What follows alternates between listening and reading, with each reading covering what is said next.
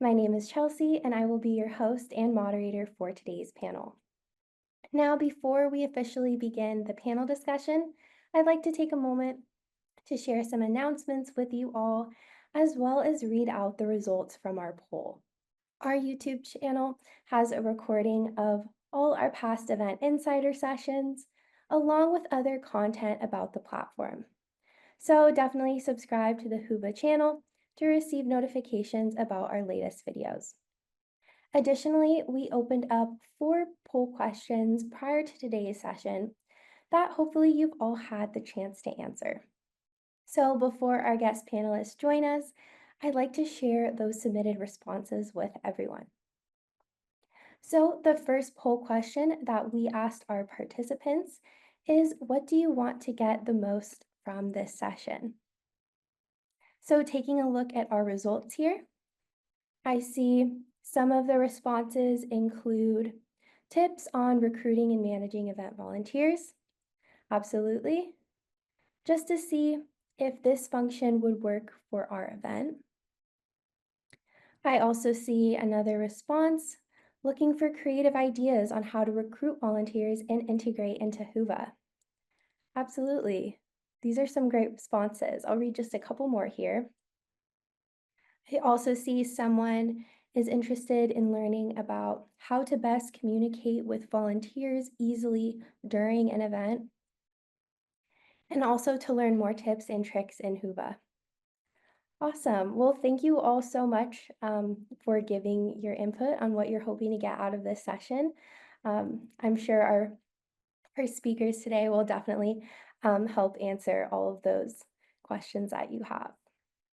Okay, now our second question we asked our participants is, how many volunteers do you typically hire for an event? So this was a multiple choice question. So taking a look, it seems that some of the answers selected the most include 6 to 10 volunteers. I also see um, coming in pretty equally is 30 or more, as well as 0 to 5. So definitely a big range here. But that's very interesting. Goes to show that um, uh, different number of volunteers are needed for different types of events. So thank you all for sharing your answers there. Okay, now the next question we asked is, what is the primary channel that you use to recruit volunteers?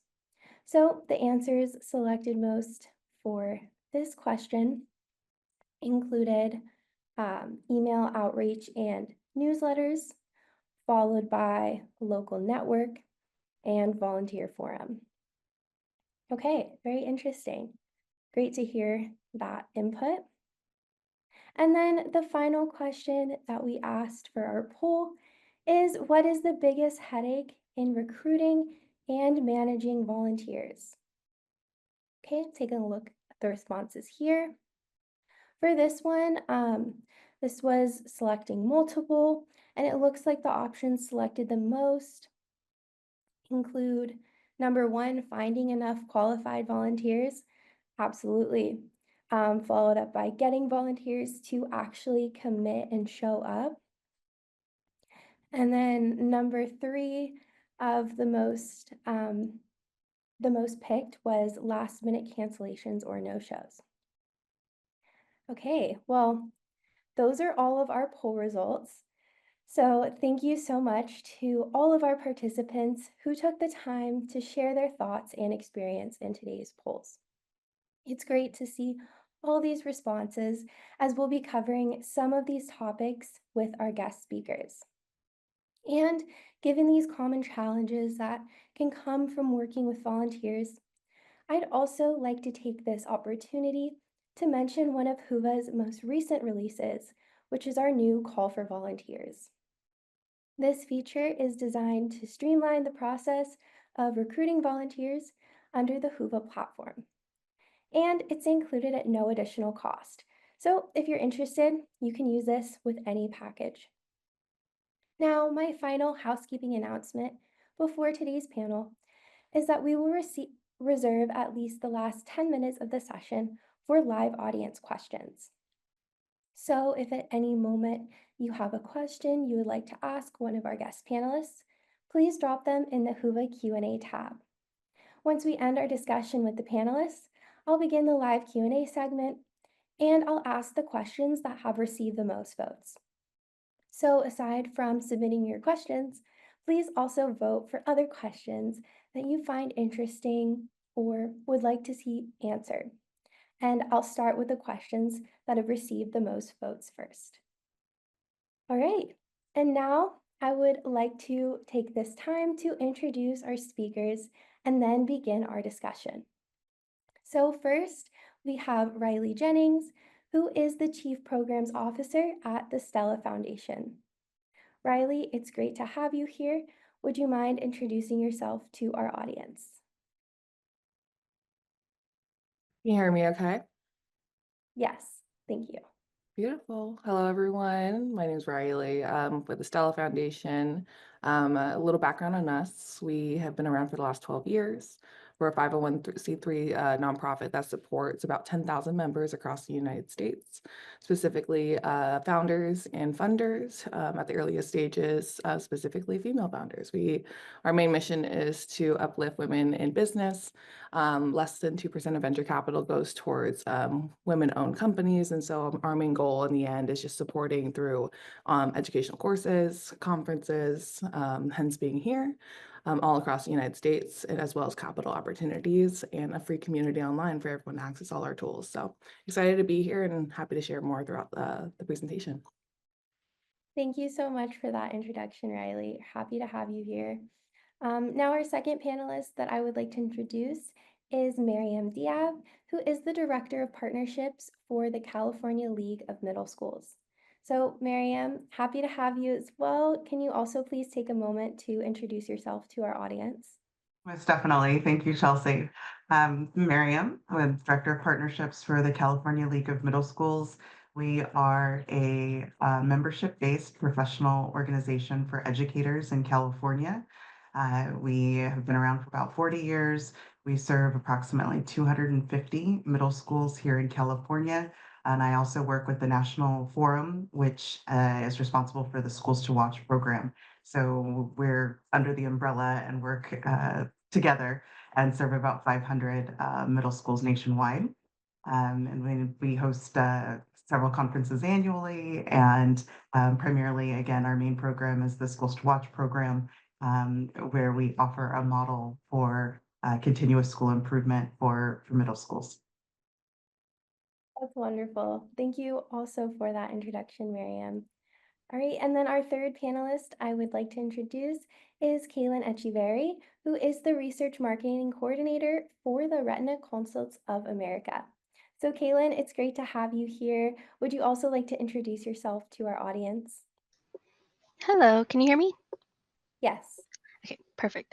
Like Chelsea said, I am the research marketing coordinator for RCA Research.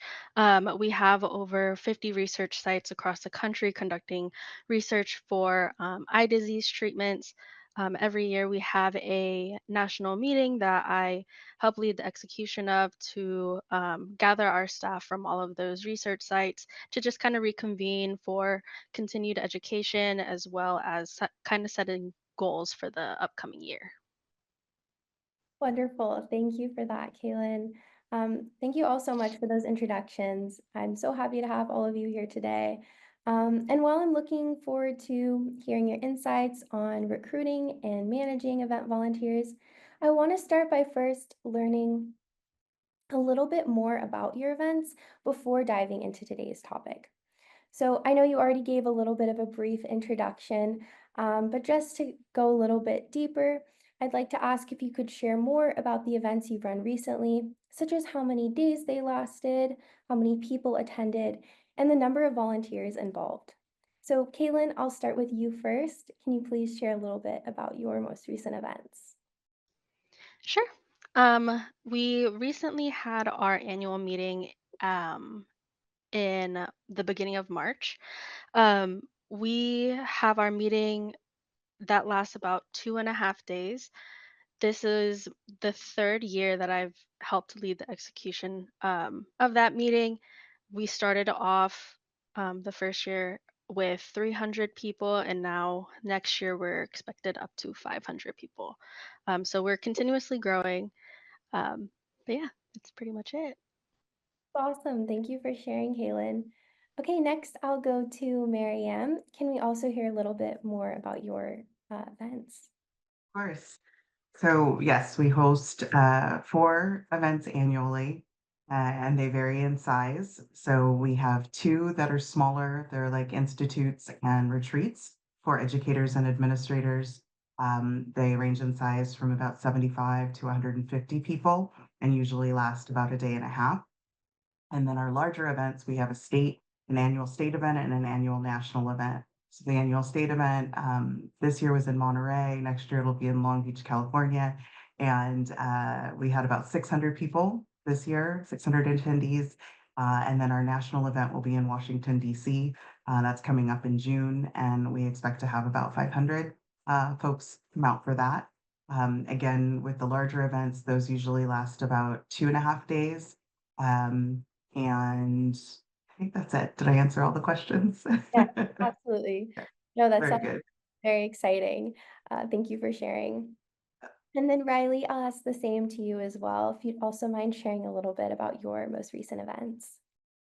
Yeah, so we host about 24 virtual events each year. We host a roughly 18 to 20 in-person events across the United States. They range between 1 day to 3 days, sometimes having a community day where we have external partners host their own events one day. And then we also do, it's kind of like our Super Bowl. It's called Women's Venture Summit in San Diego every September. This is our 12th year doing it, and that's about 500 people across 3 different days. And so we like our events semi-intimate, but we do have smaller events since launching chapters. We launched chapters in 4 different cities, including SoCal, upstate New York, Minnesota, and Connecticut, where each of those hosts bi-monthly events, roughly between 50 to 150 people. Wonderful. Well, thank you so much for sharing. It's great to have an idea of the types of events that each of you run and how many volunteers as well. So now to get into today's topic of event volunteers, I first want to start with recruiting. So we know there are a lot of different ways to recruit, but that it can often be a challenge. So I would like to ask, what are the primary channels that you use to recruit volunteers for your events? Now, Miriam, I'll turn to you for this question. How do you recruit your volunteers? Thank you.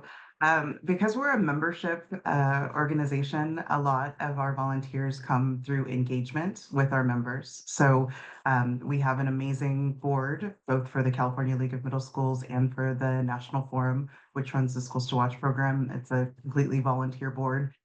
So that's our first level of volunteers. And they do their own regional events, they do their own statewide events. And a big part of it really is the engaging with our members, because oftentimes the folks that are showing up at our events want to be there and involved in doing things. So we make sure that, we stay connected with the people that are there. We, ask them to help out if they're interested, and oftentimes they'll volunteer to assist. So we're lucky in that way. When it comes to having to recruit more people in, because that level of volunteerism doesn't meet all of our needs.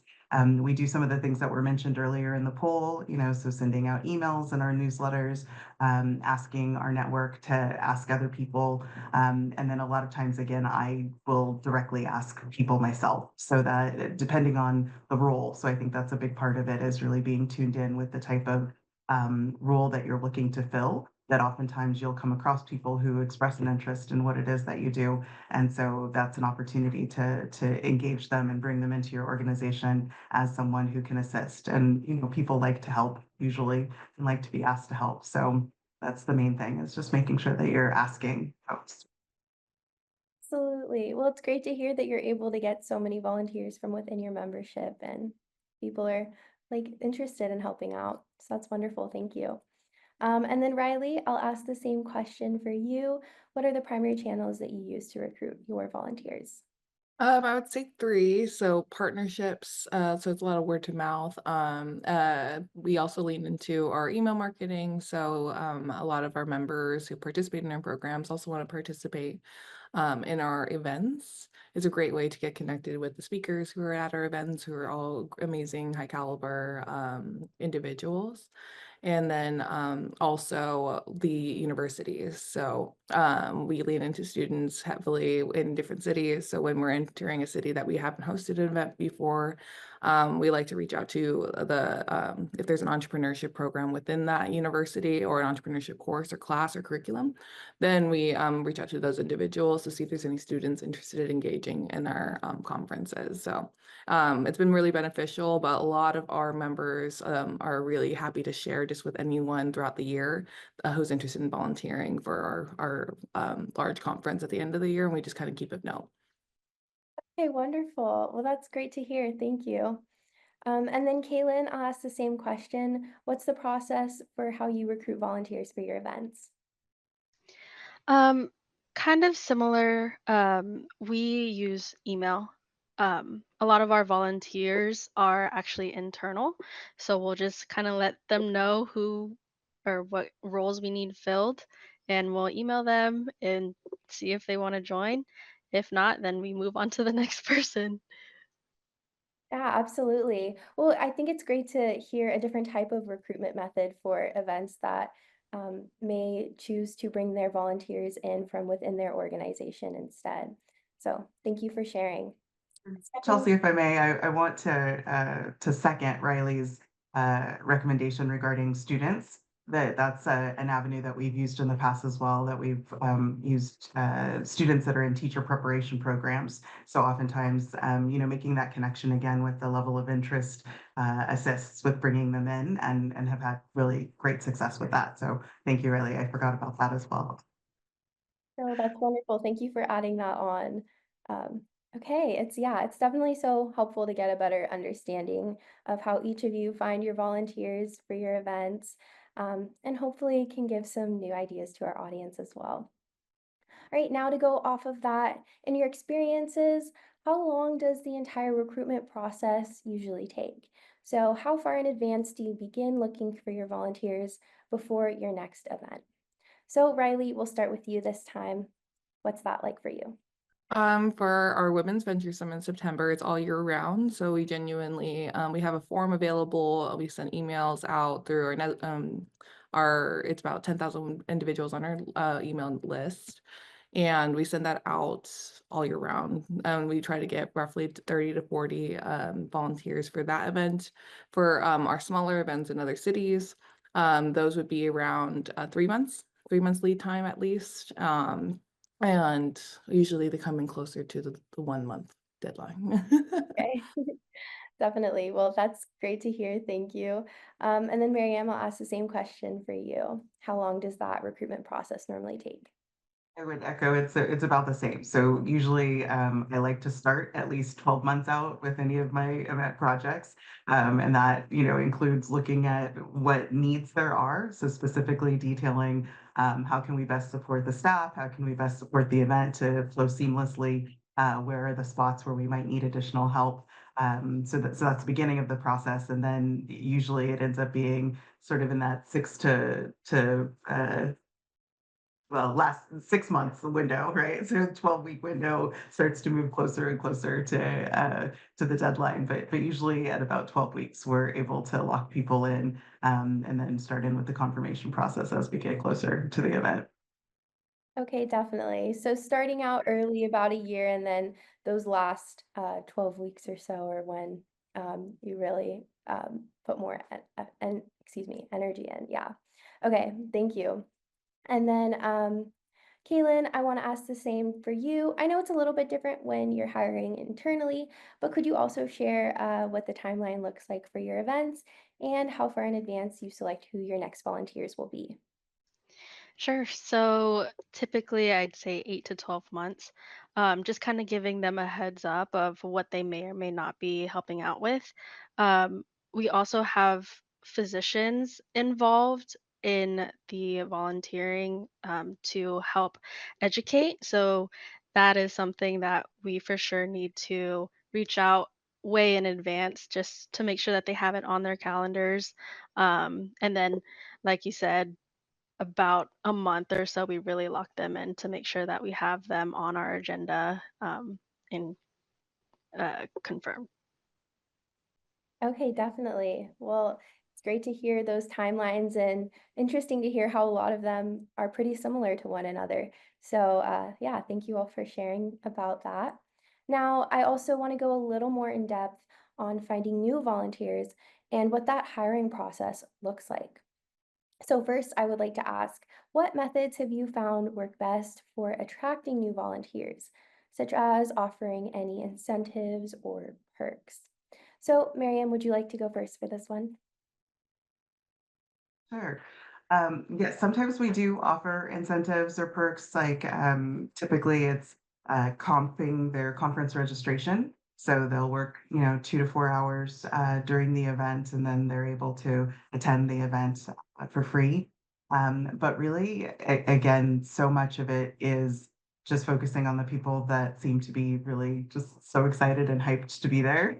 So our presenters are volunteers as well, and so a lot of times we have people who return, and so or they express a lot of excitement and energy around the experience. So again, it's really capitalizing on the people who are like your true believers, the ones that are like, this was awesome. I love being involved with this group.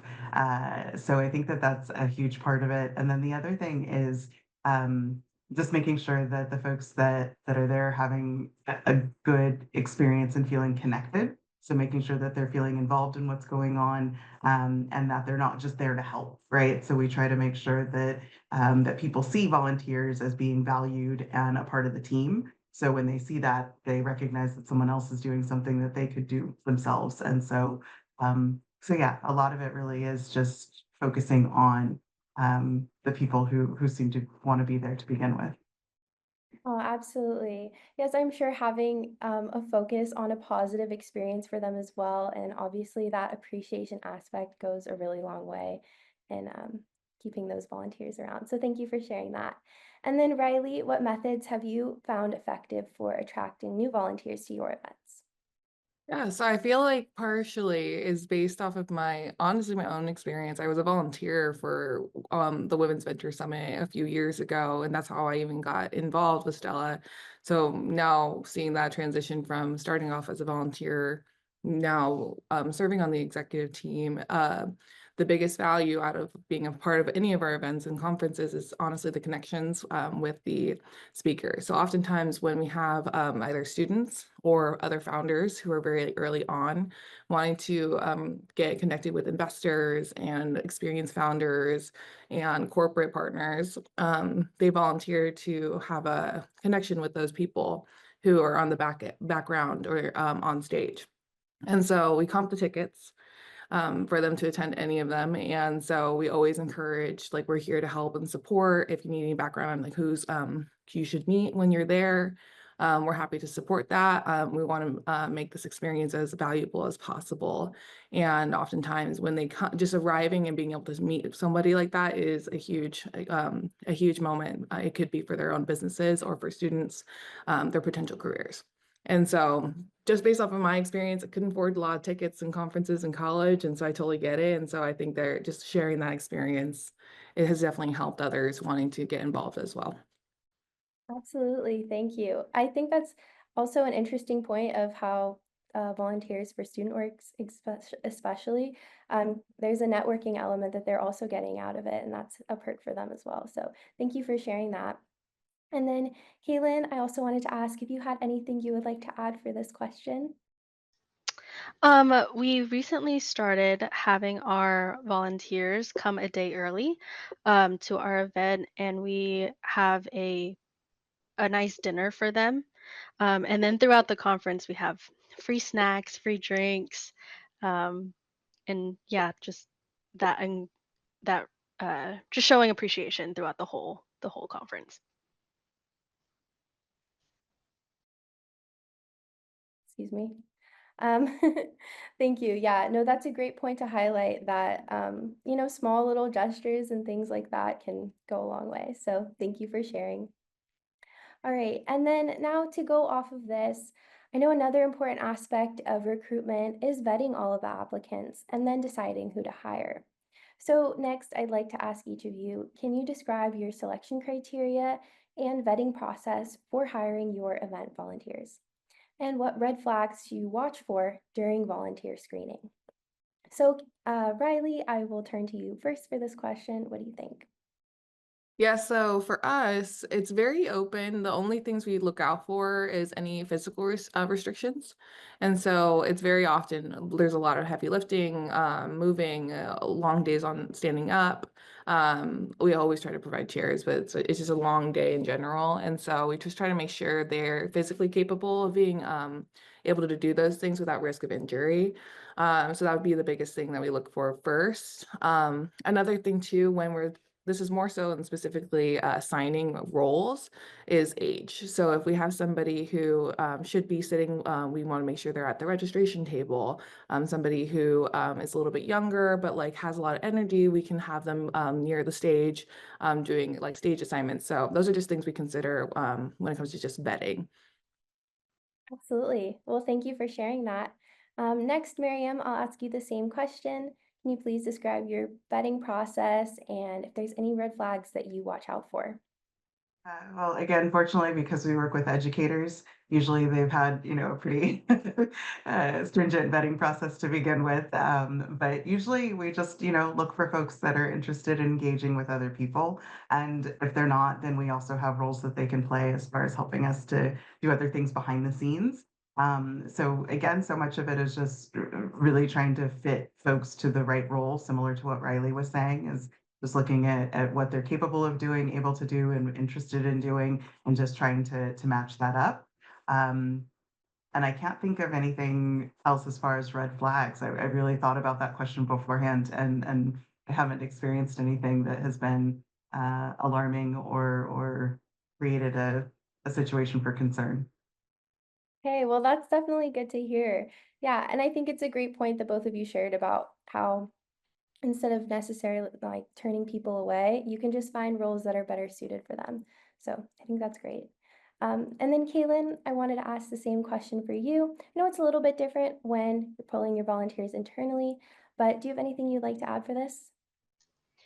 Um, it I would have to agree with Riley and Miriam, just trying to find roles for each volunteer. We have mic runners, so we're not going to give someone with a bad knee to go mic run. So yes, very similar process of just making sure that they are capable of doing their roles. Absolutely. Okay, well, thank you all so much for sharing on that. Now I'm going to transition from recruiting into volunteer training. So, at the point that you've all hired your volunteers and you're getting ready for your event, what does your volunteer training process look like? And are there specific strategies that you've implemented to train your volunteers more efficiently without requiring significant time from your staff? So, Kaylin, we'll start with you for this one. What does that training process look like for you? So, like we mentioned before, once we let the volunteers kind of know 8 to 12 months in advance what they would be doing, we the biggest one was utilizing Hoova actually. In our check-in process, we let them know, just giving them a heads up about 8 to 12 months in advance, and then I let them know that we scheduled a meeting with our Hoova event manager to kind of walk the whole check-in team through the process. Um, and anything similar to that, we would just make sure to set aside a meeting time to go over any event logistics that they would need to know. Um, yeah, that's pretty much it. Okay, well, that's great to hear. I'm glad that utilizing Huvo was beneficial for you in that aspect of training as well. And then, Miriam, I'd like to ask you the same thing. What does your volunteer training process look like and any specific strategies you use? So we do a lot of communication prior to the event. Typically it's emails. As we get closer to the event, we also will have some training meetings or orientations or just, pop-ups to discuss what the flow of the event is going to be like. So anyone who's going to be involved in any type of assistance with specific logistics. We want to make sure that they have that information. Part of the communication ahead of time, also gives the outline of the event, all the things that are going to be taking place, if we need it or have it, job descriptions for the different types of roles that they're going to be doing. So that's very helpful. And then once we get to the event, then usually what we end up doing is pairing up or having someone work with someone else who's more experienced in the role. So we don't usually take first-time volunteers and just throw them out there unless it's something really straightforward and easy. If it's something that's a little bit more complicated, like registration or check-in or assisting presenters, then we usually pair them up with someone who's a little bit more experienced. So it's a lot of on-the-job training when it comes to that. No, definitely. I think that's a great idea of pairing people up so, they're also not as nervous about making sure that they're doing everything when it's their first time around. And yeah, that's a great idea. So thank you. And then Riley, I'll ask the same question to you, what your volunteer training process is like. Yeah, so for us, it's similar processes to Miriam and Keelan. So for us, when we have a recruitment list, those who've signed our form or interested, we then invite them to an orientation where we walk through what to expect for the event. Specifically for Women's Venture Summit, it would be what to expect for all 3 days. And then we have about 11 to 12 different task types also outlined in the spreadsheet. We still use a spreadsheet to explain it. So we'll have like the descriptions, where they'll be, and then we use Huva for the maps, the communication, and more. When we have our smaller events where we haven't used Huva for those ones, we'll do text, WhatsApp communication for day of, and then of course email prior. But we'll go ahead and hand them a pamphlet essentially of the descriptions, the contact information for all volunteers, all team leads. So we assign leads for different categories of volunteers, and that lead will be their point of contact for day of, and who to report to for if they have any questions about anything throughout the day. And then we have, of course, our day of coordinator, which is often me, just running around and making sure everyone is good to go in general. So there's kind of like layers of support there. And then we give them the run a show ahead of time. So step by step, what's going to happen throughout every single day. And then who should be assigned there, specific names of people, and then specific task types. So just trying to make it as organized as possible ahead of time, but oftentimes there's always things that will, have to fix up on the day of. Yes, of course. Well, thank you for sharing that. It's great to hear all of your different approaches and strategies for when you're training your volunteers. So thank you. And now, given that returning volunteers are often such a beneficial source to obtain your volunteers for your future events, I'd also like to ask what strategies you found are most effective in turning your first-time volunteers into those returning contributors. So, Riley, I'll go back to you for this one. What do you think? I'll lean into what I mentioned. I'll say it's just our network of people. I'll say one thing that's very special about our events, we try to keep the hierarchy pretty flat between speakers, partners, etc. Like if you want to talk to somebody, you can find them in the crowd for the most part. And so because of that, for those who want to attend, it's a great incentive for them to come back. And when they do come back, we are very it's a big opportunity for us also to identify talent. And so if there's some specific need within us or within the founding companies that are in our programs, we have those individuals to lean into as well. And so it's kind of like a recruitment opportunity slash support all year round beyond just that event. Okay, thank you. No, I think it's great to hear that support is such a big aspect in keeping your volunteers coming back. So thank you. And then Miriam, I'll go to you now. Do you also have any strategies for turning those first-time volunteers into returning ones? Yeah, thank you. I think we talked about it a little bit earlier as far as just the showing the appreciation, making sure that they feel like they're a part of the team and that they're not just extra there to do our bidding, that we want them to really feel like that they're part of what's going on is important and they're helpful in doing that.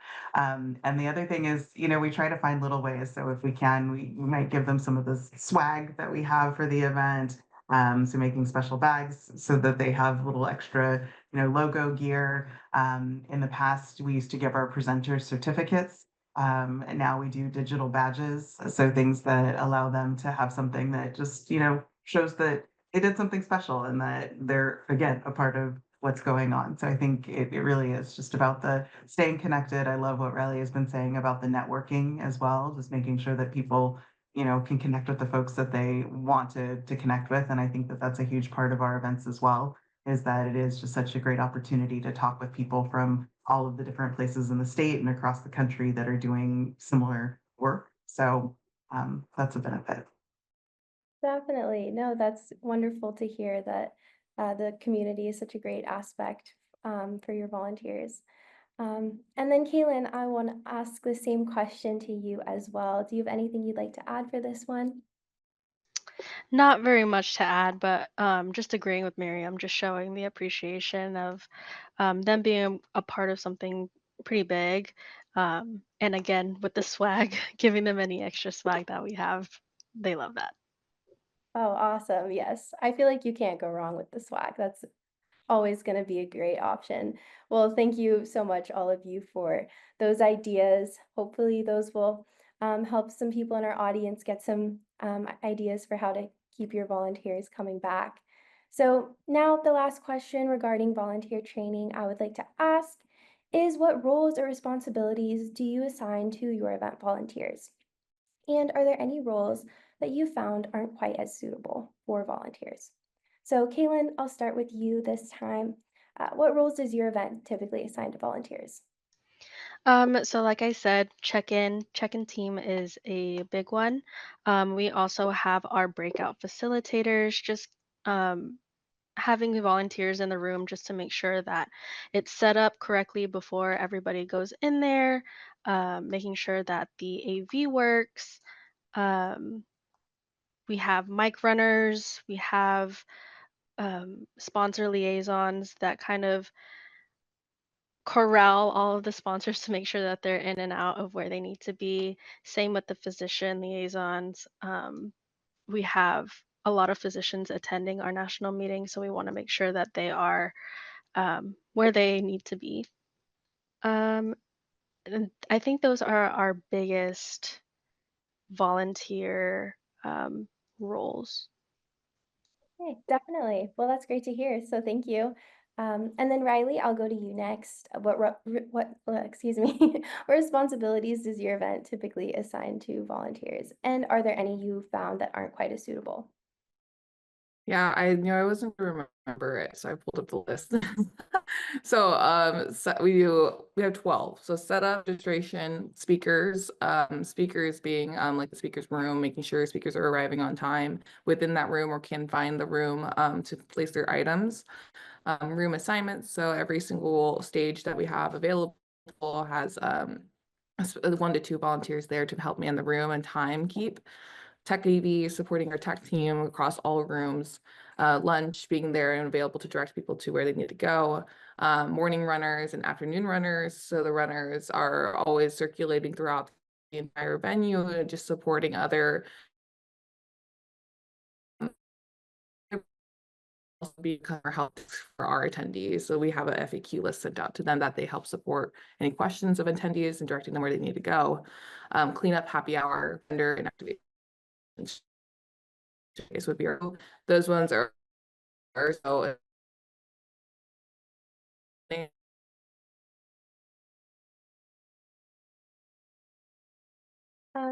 Riley, it looks like your internet's cutting out just a little bit.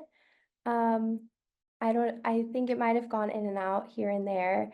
Um, so I hope I'm not cutting you off, but yeah, I currently can't hear anything at this moment, but I can say what I gathered is a lot of like attendee help staff, as well as cleanup crew and other little tasks that, help keep the event running.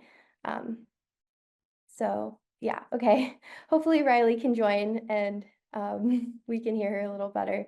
But okay, now I'll move to Miriam to ask you the same question about what your typical volunteer roles are.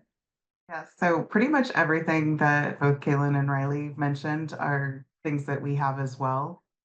One of the things that I did want to really call attention to is that we've been fortunate to have a number of core volunteers that have like stayed with us for some of them have come each year for I think at least 30 years to our events. And so we have, some real veteran folks that come and that's nice because they do take those leadership roles so that they're able to be like an extra area that wasn't mentioned already is our bookstore. We don't do the bookstore so much anymore, but we do have, a store where we sell our logo items and swag and things like that. So people that come each year so they know what needs to be done. They've also served as like liaisons between your exhibitors and our vendors.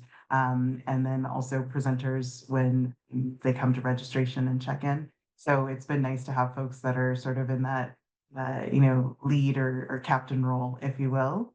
But then again, everything else that folks have mentioned from registration to check-in to rooms to presenters, all of that's what volunteers help with. Sometimes they do flower arrangements and other things as well, depending on what we need.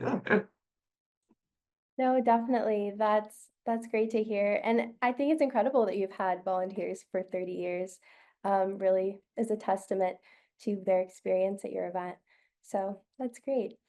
Great. And then I also want to briefly talk about some other ways that you help keep your volunteers motivated throughout the event, aside from the incentives and perks and little things like that that we mentioned earlier.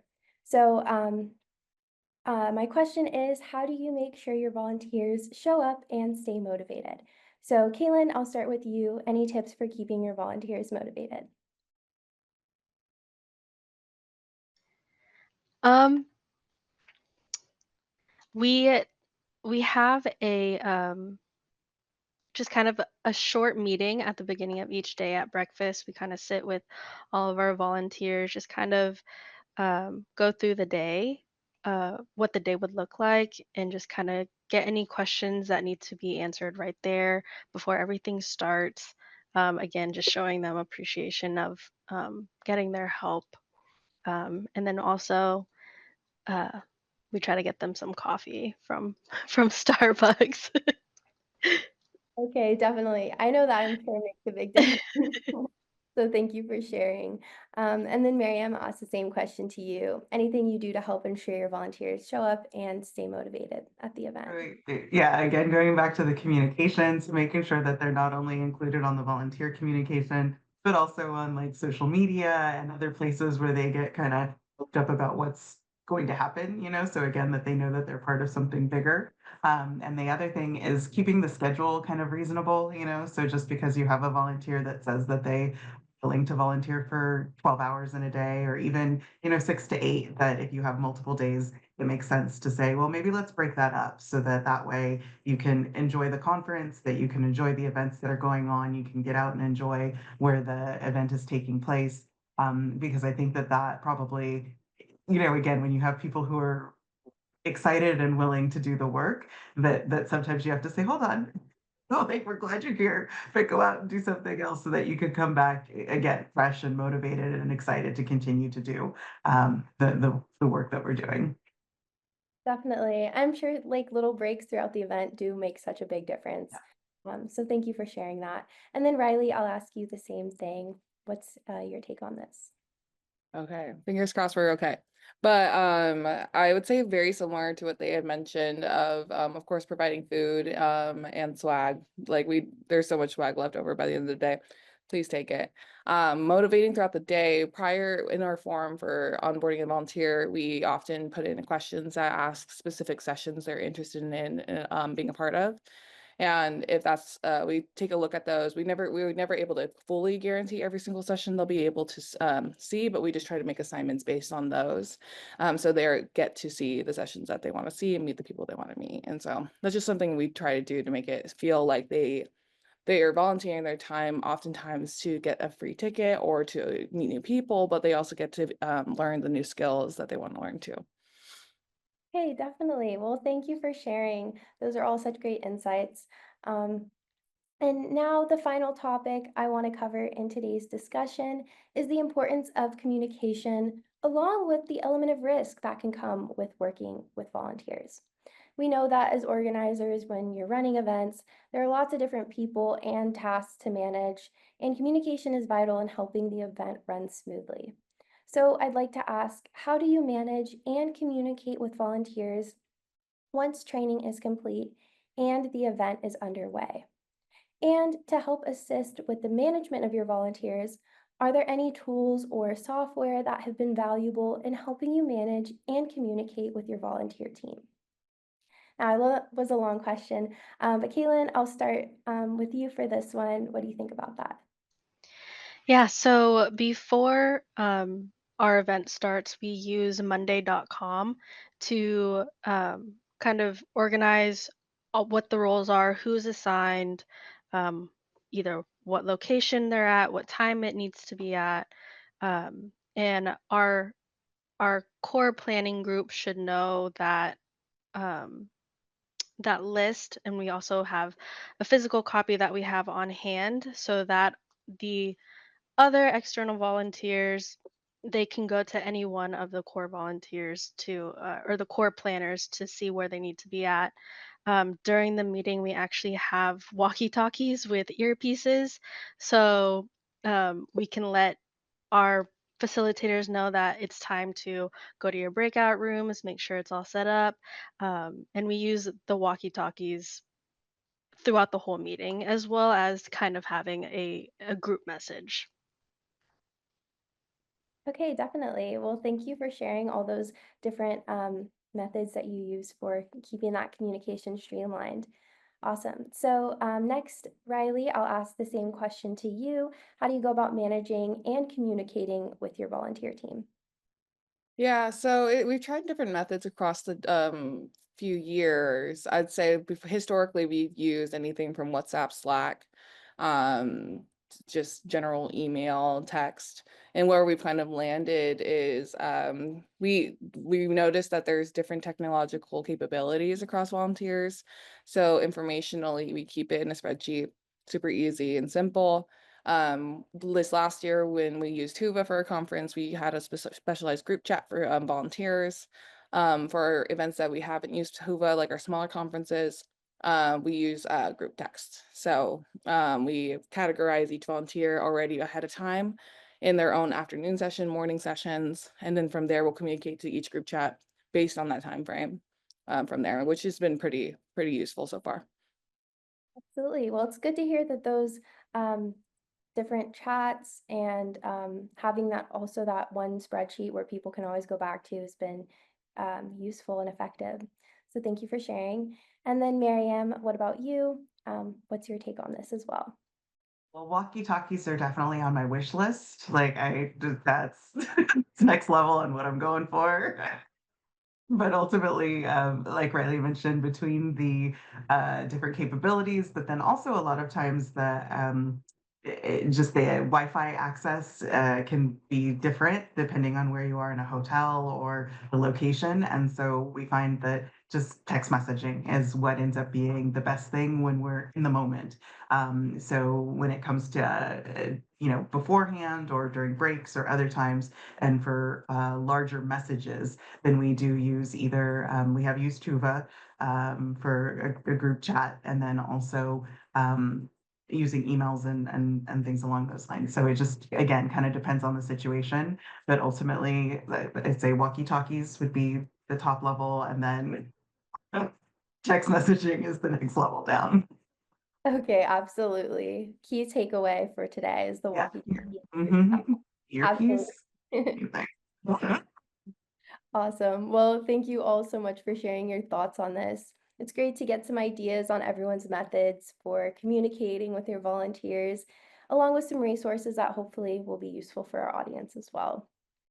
Now, when it's the day of the event, we know sometimes there are unexpected situations that come up, or times when things might go wrong and we might need to think on our feet.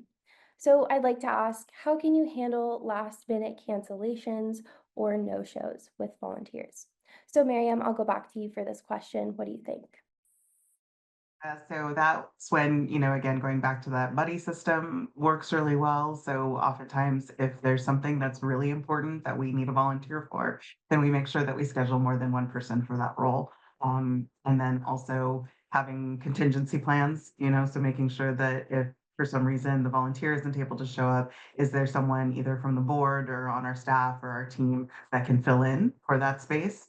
And that's also going back to making sure that you have those schedules, that you have the plans in place, that you know exactly what everybody needs to be doing and should be doing so that when it does happen, you're not frantic and scrambling, but you just go back to your plan and it makes it easy. So I think that that's really key is making sure that you have more people than you need and people, in the wings waiting to step in, and then also making sure that your plan is really solid. Okay, definitely. So all about that preparation. So when things happen, it's no biggie. Okay, Yeah. great. And then Riley, I'll ask the same to you. What do you think about this? Yeah, I would say similar. So for us, the floaters and the runners are always those that we can pull from if somebody cancels that's in a role that's more involved. And so we'll transition them in to that role that that individual will cancel from. And I think the biggest thing is of course being prepared ahead of time, like making sure everyone's very clear, like, please let us know if you are not available or not coming. Because if you don't let us know, then this is what happens. So just like trying to make sure they're just very in tune with the machine of how every role is important. And so then they feel a level of commitment as well, to make sure everything is under, we're aware of everything that is happening at the time. So that's the goal of it all. And then, of course, training all across so everyone is aware of all roles. So if they do need to transition quickly, then they can. Okay, definitely. Well, thank you again for sharing your tips as well. And then, Kaylin, I'll ask you the same question. Have you had to deal with your volunteers not following through? And if so, how did you handle it? Very similar to Miriam and Riley. Whenever we assign roles, we make sure that we assign backups as well. So in the case that someone can't show up, or some emergency happens, we do have someone already in place who knows what to do. Okay, definitely. Well, thank you all. Now I'm going to go one final question here before we move to our Q&A.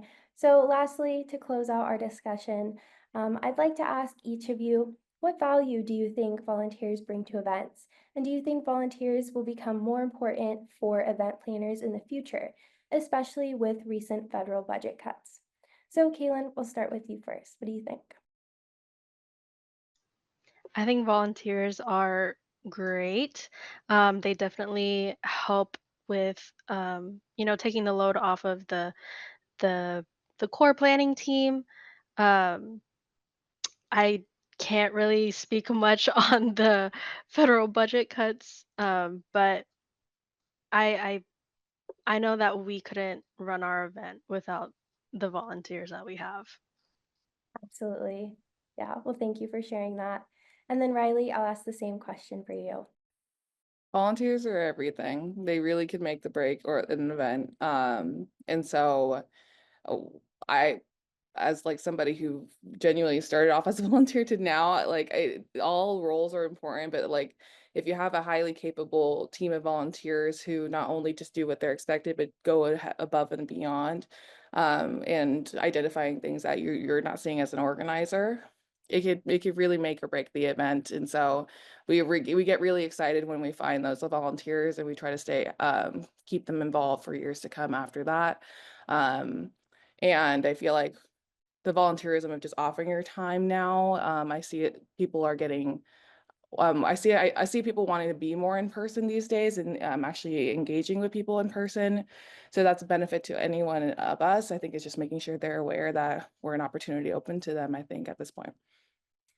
Definitely. So, Going off of what Riley said, I think volunteers they they're able to see things that we don't see, and so it also helps us improve for the next year. So sorry, just wanted to add that. that's such a great point. Thank you for adding that on. Yes, absolutely. Um, and then Miriam, I'd like to ask you the same question. Thank you. I'm glad because I was thinking for closing thoughts. that they really just are so essential. So to give a little bit of perspective, we're a staff of 3 basically. So we're hosting events with, 500, 600 people, and it just wouldn't be possible. Like there just would be no way for us to do what we do if we didn't have our volunteers, if we didn't have our board, if we didn't have the presenters, the people that, come to show up to help with registration and all the other things that take place. So, and also we have, staff members who have gone on to other jobs and are doing other things who come back and volunteer their time as well. So I just think it's such a testament to the strength of an organization if you're able to have people who want to come and be a part of what's going on. And so much of that just is about the connecting and the relationships that are built. So I do think that, yes, going forward, we're going to continue to need our volunteers and perhaps even more than before, but really we wouldn't be able to do what we do without them, period. So Okay, well, thank you so much for sharing those insights. Thank you to each of you. It's great to hear how volunteers play such important roles in not only planning your events, but how your organization runs and especially how they can, help keep some events running in the future. So thank you all so much. Now, this does conclude our panel discussion. I want to just thank each of you once again for answering all of those questions for us. Now, following our schedule, we'll start our live Q&A portion next. Just as a reminder to anyone who has any questions, please feel free to post those in the Q&A tab. I'm going to take a look here and go in order of which has the most votes. It looks like we have a couple questions currently. So the first question I see is from Jacqueline Toy, asking, what sign-up forms do you use to sign up volunteers? I believe that's what, to sign up volunteers. So for example, Qualtrics, Google Forms, SurveyMonkey, email, etc. If any of you would like to answer. Airtable, honestly, Airtable, and then HubSpot we've used historically too, but Airtable has always been our most reliable one. We've used it for years. It's easy to use, it's easy to learn, and it's easy to adapt into other systems. And so we've used that for a lot of our applications and forms. Thank you. Anyone else has anything to add? before Google Forms, we used SurveyMonkey, and now we primarily use Google Forms. But again, I'm very excited about the call for volunteers launch through Whova because for this upcoming event, we haven't had a lot of luck with getting people to sign up ahead of time. And so I really do feel like once we put people into Whova, which is today, that we can use that as a better way to say, hey, you're already going to be at the event, so would you like to help us for a couple hours doing this or that? And so, so yeah, I really do think like that's going to be an exceptional tool for the process. Thank you so much for sharing that. All right, and then now I can move to our second question. Kaylin, you don't have anything to add? We just use monday.com with everything. Okay, great. Awesome. Okay, thank you. Now, our last question, it looks like, is are there any pitfalls that you've experienced? Anything you'd advise us not to do? And this was asked by Kristen Wing. So thank you for that question. If any of you would like to jump in. There's a lot of things that go wrong, for sure. But I think there's one thing that happened, and the reason I brought up the age, so we had partners like of a planning committee for an event we did in New York. And something we wanted to be more aware of is sometimes when people fill out the form saying they're physically capable, it doesn't always mean it's true. And so being really quick on our feet, if there's somebody who comes and they aren't able to do what they were assigned to do, that was something that we noticed, and some of it was attached to age, some of it was attached just to prior injuries. And so having a backup plan for something like that is it doesn't happen all the time, but if somebody isn't necessarily filling out that part accurately, just making sure we have enough support each and every day to take on that load if needed. Awesome, thank you. Anyone else has anything to add? I would say that if you have an expectation for something to be done a certain way or that it has to be done a certain way, that you make sure that the person that's assisting with that understands that directive. And also to have someone there to either assist or check in or just make sure that they know what's going on. Because sometimes, people will just do what it is that they think they're supposed to do if they don't have clear directions, or they'll problem solve in the moment. And so I think that that's the biggest thing, is that there are lots of things where for me, I'm just like, you figure out how you want to do it. I just need this end result. Right. So the process doesn't matter to me at all. But there are other things where it's like, no, we have to have it done this way for a specific reason. So I think that's probably the biggest thing. Awesome, thank you. And Kaylin, do you have anything you would like to add? Fortunately, I haven't experienced anything too crazy yet, so no, I don't. Okay, well, that's definitely a good thing. Well, thank you to our audience members for asking those questions, and I think that'll just about wrap up our live Q&A today, um, and our entire event insider session. So once again, Kaylin, Miriam, Riley, thank you all so much for being such wonderful guest panelists for our discussion today. We greatly appreciate you all for sharing your insights with us. And I know I got some great takeaways from your advice, and I'm sure our audience did too. But other than that, thank you all so much once again for attending our session. Thank you again to our panelists, and I hope everyone has a wonderful rest of your day.